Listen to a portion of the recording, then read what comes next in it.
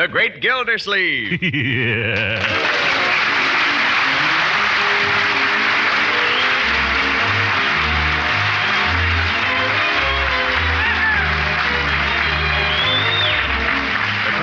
Company, who also bring you Bing Crosby every Thursday night, present each week at this time Harold Perry as the Great Gildersleeve, written by John Whedon.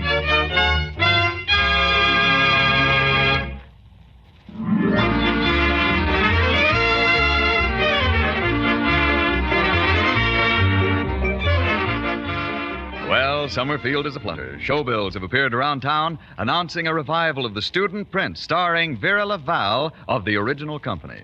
When the box office opened this morning, the first in line was our friend, the great Gildersleeve.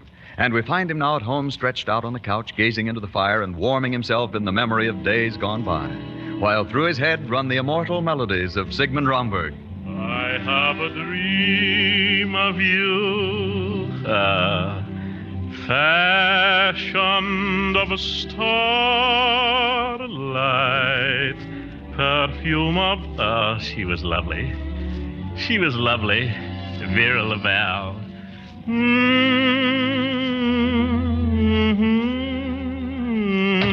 Mr. 5 feet tall and he's 5 feet wide. Oh, that song. Can't measure no more from head to toe. Leroy! Well, I go from side to side. Yeah, I did. I'm sorry, Uncle. Didn't know you were here. I told you I don't like that song. I don't like a song that makes fun of anyone's physical peculiarities. Oh. Well, gee, Unc, you don't have to take it personally. I don't see any other way to take it. It's certainly not music. Mr. 5 by 5. 5 feet tall and 5 feet wide. He don't Bertie. make no... Yes, sir. Must you sing that song? Well, you were singing, Mr. Gildersleeve. Let me make my position clear to everyone. I do not like Mr. 5 by 5. I don't want to hear it. If you must sing it when I'm not around. Yes, sir. Can I even play the record? No. After I bought it with my own money? It's Freddie Slack's band.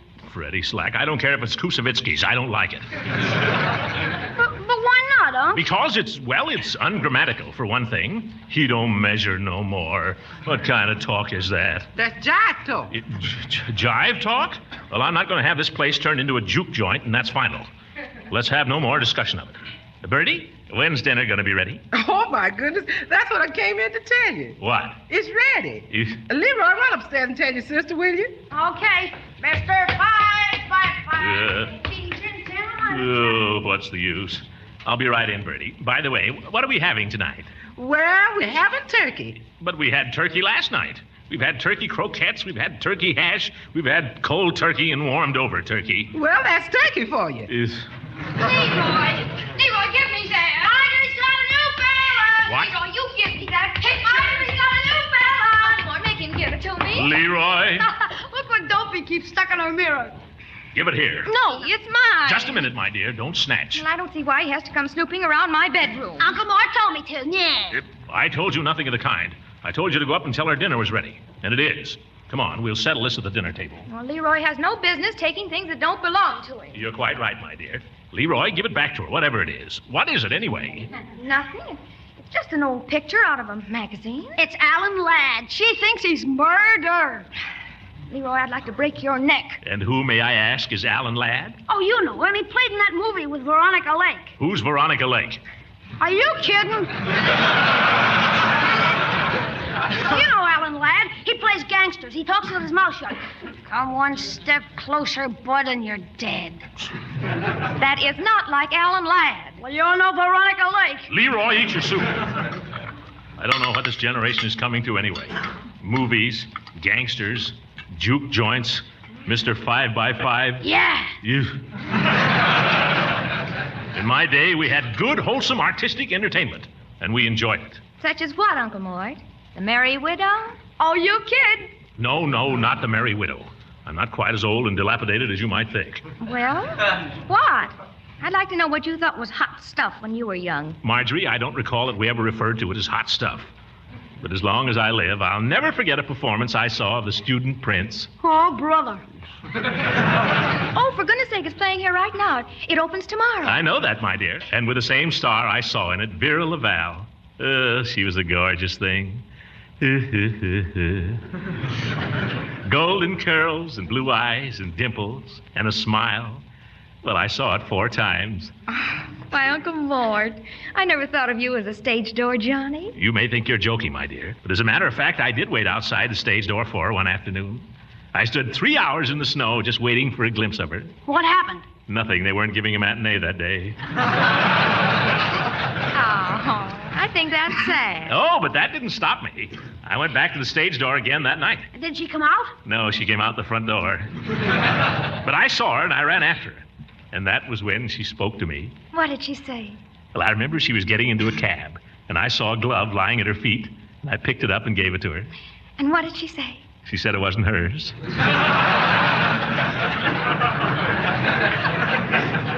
Oh, but she was wonderful. I remember a song she sang. Deep in my heart, dear, I have a dream of you, fashion of starlight, perfume of Oh, when she sang that, the whole audience rose to his feet as one man. I walked out. Young man, have you ever seen The Student Prince? No. And I'll thank you to reserve criticism until you have. Excuse me, is everything all right? Oh, yes, Bertie, I'll ring when we finish the soup. Yes, ma'am. I thought I heard Mr. Gildersleeve hollering. What? Mr. Gildersleeve was not hollering. The idea. I don't know. I've been hearing things lately. Must be the gremlins or something. Yes. You may take up my plate now, Bertie. I don't care for any soup. Don't you? You ate it all. Did I? Oh, well, take it away anyway. I'm not very hungry this evening. Oh, I didn't mean to make you mad, Unc. I'm not mad, Leroy. I'm just distressed at what seems to be a serious lack in your education, that's all. You'd spend less time listening to Mr. 5x5. By George, tomorrow night I'm going to take you and Marjorie to hear The Student Prince. Oh, gosh, Unc, I'm afraid I can't make it. What do you mean you can't make it? I'm offering to take you to the theater, young man. Live actors on a real stage. Something that hasn't been seen in Summerfield in 10 years. You understand? Yeah, I know, but, Unc... But what? Well, Toots Malarkey is breaking in a new band out at the Avalon Ballroom tomorrow night. Toots Malarkey, forsooth. But he's got a trombone player that's supposed to be out of this world. And he's got Mary Moffat singing the vocals. You too, my dear. Well, all right, you can have your Toots Malarkey and your Mary Muffin. I know somebody who can appreciate good music when she hears it. And I'm going over there right now. Mr. Gildersleeve, your dinner. You coming back? I haven't the slightest idea. Yep. It's the gremlins.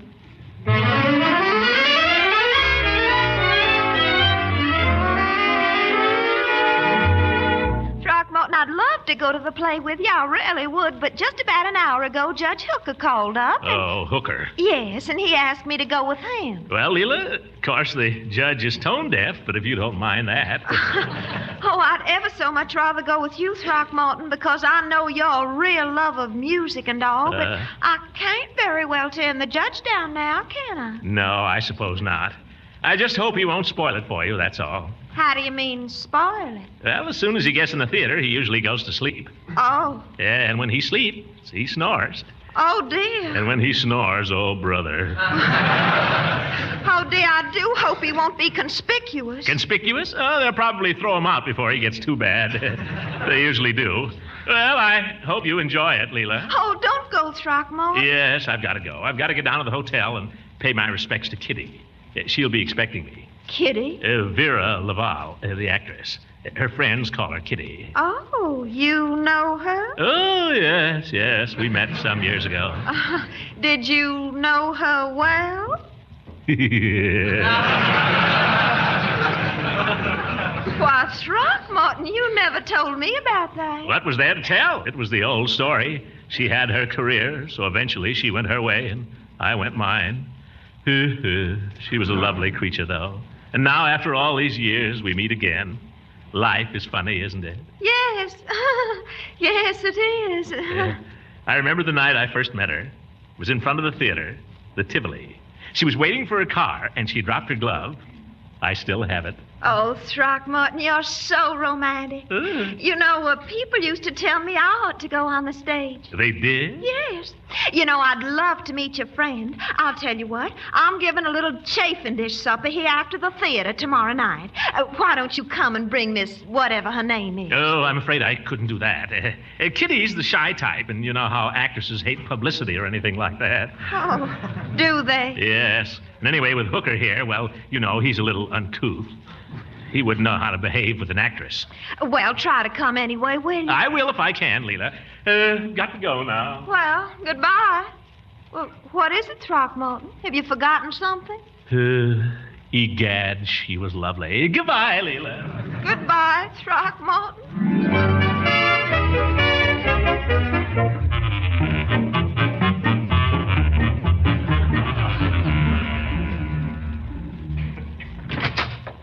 Good morning, Floyd. Oh, come in, Judge, come in. Now, may be a little while, Judge. I'm giving Mr. Gildersleeve the works here. A little massage. What are you doing, Gildy? Having your face lifted? No, I'm... Oh, get that stuff out of my mouth, Floyd. I'm sorry, I didn't know you were going to open it. You think I could keep it closed with that old goat sounding off around here? Take the other chair there, Judge. Got some new magazines, Life, Pick, Radio Mirror. Got a new Esquire. I've seen it. Well, you don't lose any time. It only come in yesterday. Come on, you book lovers. Let's get on with this, Floyd. I've got things to do. Yeah, make him pretty, Floyd. He's got a big romance on tonight. Who told you? Oh, a little bird. Yeah, a little bird named Leela Ransom. I guess I sort of cut you out there, didn't I, Gildy? I guess you were a little slow on the trigger. Cut me out nothing. I've got other plans. Yeah, I heard all about that. Floyd, you may not believe it, but our friend Gildersleeve here was quite a Romeo in his younger days. Oh, now, Hooker. He was just like that with Vera Lavelle. You mean the actress? If you could call her that. Now, listen here. Vera Lavelle could have gone into the Metropolitan Opera. Well, why didn't she? She was too pretty. The prima donna was jealous. Who told you that? Vera Lavelle? Well, maybe she did and maybe she didn't. Oh, Gildersleeve, who do you think you're fooling? You may be able to fool Leela Ransom with those stories, but not me. You don't know Vera Lavelle any more than I do. Oh, no? Prove it. I don't have to prove it, but I'll bet you can't even get the woman's autograph. All right. I'll bet you a new hat. What do you want with a new hat? You never had any trouble talking through the old one. I got him that time, didn't I, Floyd? Yeah, that was a good one, Judge. Yes, all right, Hooker. Just for that, I'll fix you. I'll see you at Leela Ransom's tonight, and I'll not only turn up tonight with Vera Lavalle's autograph, I'll turn up with Vera Lavelle. I'll fix you. Ooh, who am I fixing?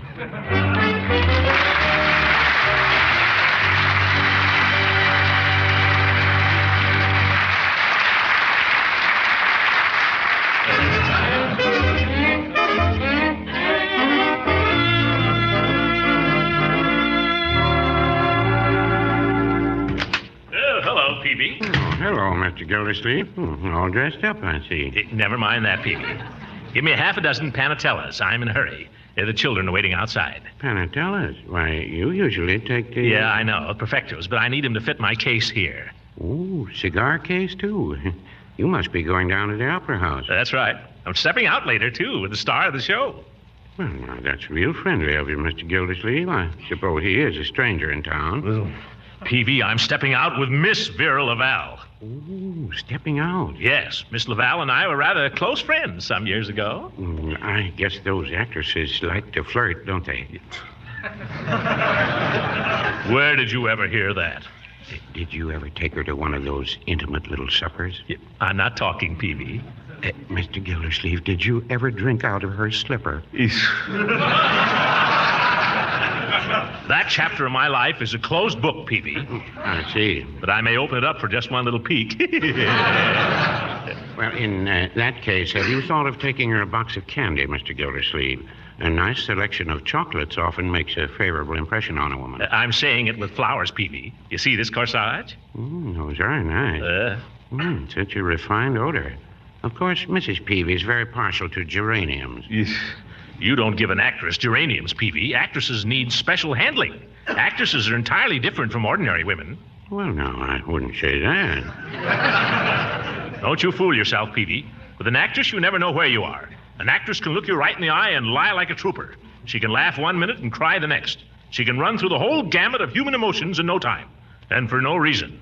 Yes, so can Mrs. Peavy. Give me those panatellas. Oh, yes, here you are.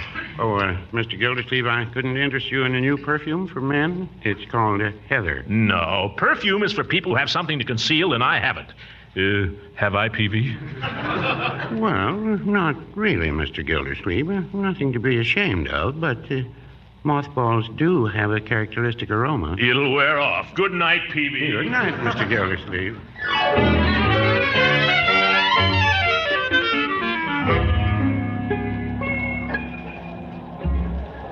call this an opera house? No remarks, young man. Looks like a Roman ruin. This was a very fine theater in its day. It's a dump alongside the Majestic. Quiet, you.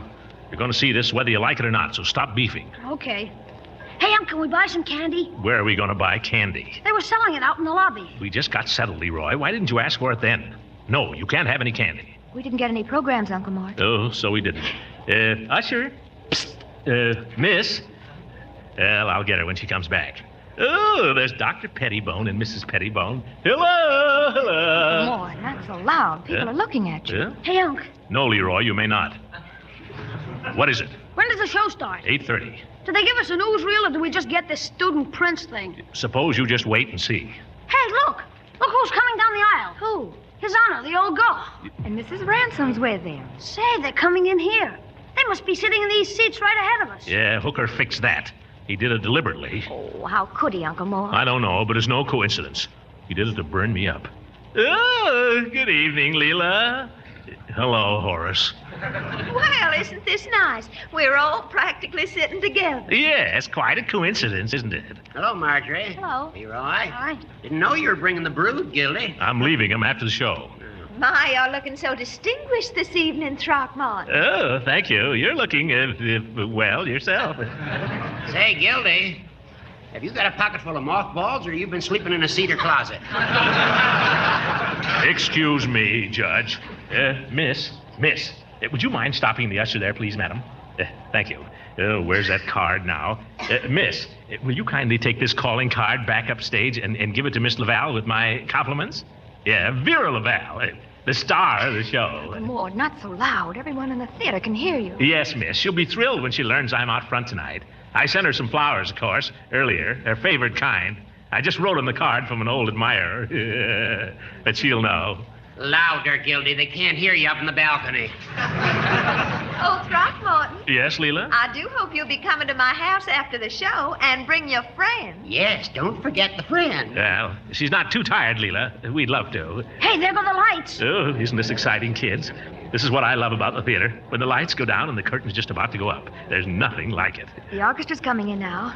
See their heads? Yeah, like a row of pool balls. Can you imagine any of those guys playing with Toots Malarkey? Ips, you wait, Leroy. You're going to love this. It's got some of the most wonderful music. There's one scene in particular where Kathy comes in, that's Vera Laval, and they sing, "Deep in my heart, dear." Oh, Lord, please. What will people think? Forgive me, my dear. I always forget myself when I hear that song. You see, we used to think of that as our song. Oh, for goodness sake. Usher, will you ask them to stop that racket back there? Uncle Mort, the usher, she's signaling to you. She can't do anything to me. I'm not disturbing anybody. No, she's got a card for you. Look, she's passing it in. A card? Oh, a card. It must be from Vera. Or Kitty, as we call her. It must be from her. Thank you, miss.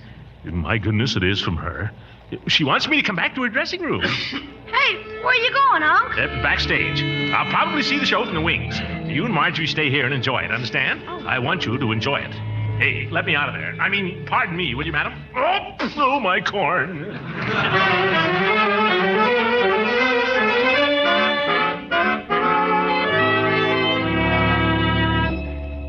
Have you got the chafing dish going, Judge? Yeah, doesn't blow up again. Well, I've got the cheese and everything.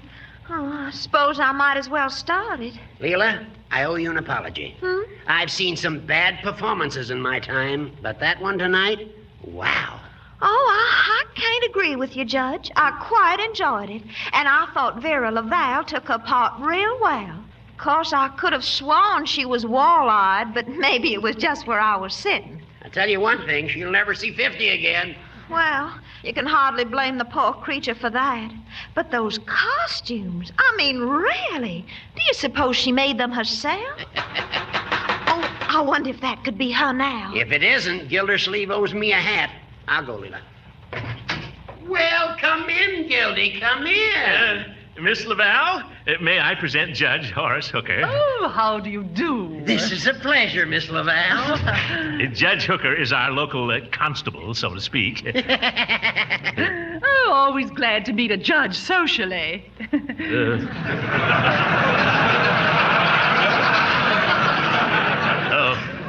And our hostess, Mrs. Ransom, Miss Laval. I'm just so thrilled you could come, Miss Laval. But, darling, you were such a darling to invite me. I smell something cooking. Welsh rabbit.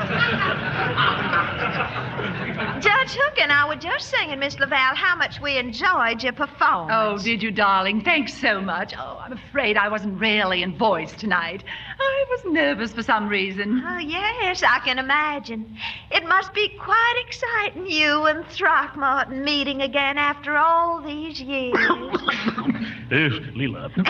And you knowing each other so terribly well and all. How was that again, darling? I said it must be... Excuse me, Leela.